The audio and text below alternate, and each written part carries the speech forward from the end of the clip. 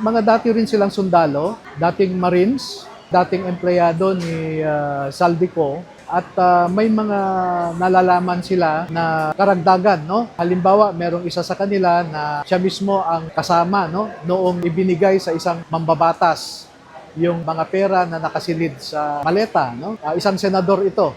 Sir, maraming salamat po sa inyong panahon. Sir, pahirapon po ang pagpunta dito sa venue.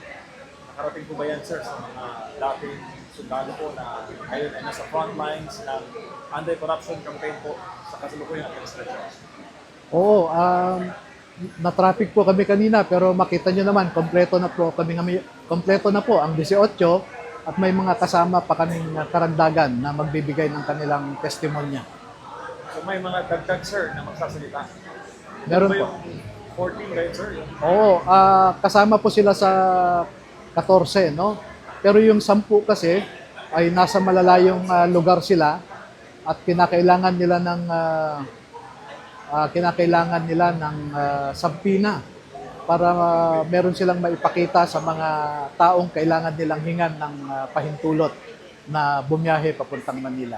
Sir, itong apat na bago magsasalita ngayon, maaari niyo po ba kaming bigyan ng clue or hint kung ano po yung mga mas grabe po ba ang hawak nilang informasyon? O, mga dati rin silang sundalo, dating Marines, dating empleyado ni Saldico, at may mga nalalaman sila na karagdagan, no?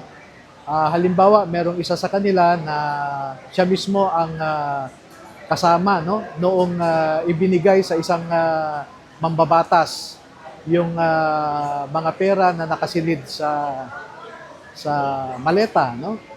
Isang senador ito na nakita nila, no? So marami pa hong ibang example.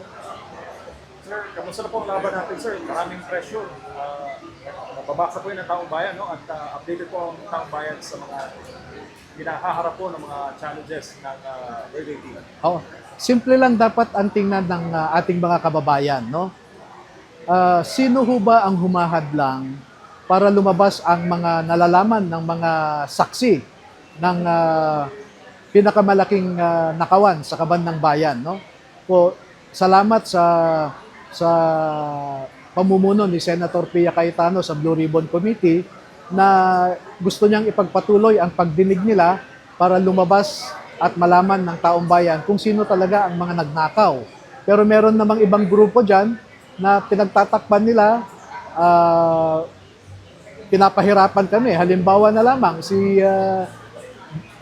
Melvin Matibag ng NBI, na kung tutuusin po natin, ang NBI ay binuo po yan para mag-imbestiga ng mga krimen.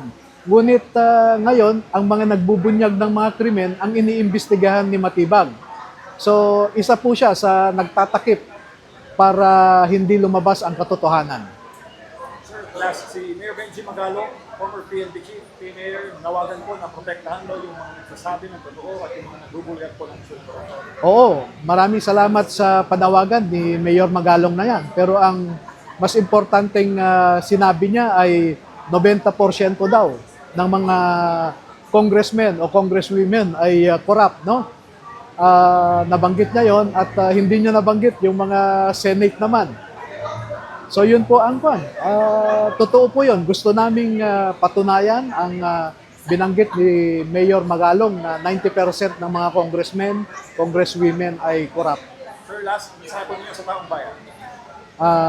Mga kababayan, wala kaming ibang motibo dito kundi ilabas ang katotohanan para magkaroon na ng pagsawata ng pagnanakaw sa kaban ng bayan. Kasi bawat milyon, bawat bilyon na ninanakaw po ay nawawala po yan na pera na para sana sa ating mga ospital, para sa ating mga paaralan, para sa ating mga ekonomiya. Pero napupunta lamang sa bulsa ng ibang mga matataas at maimpluwensyang mga politiko. Magtulungan po tayo para matigil na po ito. Salamat.